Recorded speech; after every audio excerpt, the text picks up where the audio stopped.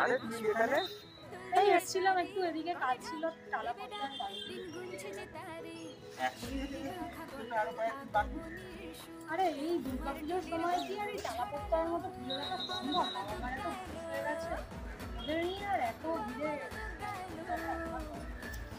ও তার মানে তুই মাসাটার ব্যাপারে জানিস? মাসাজ? সেটা আবার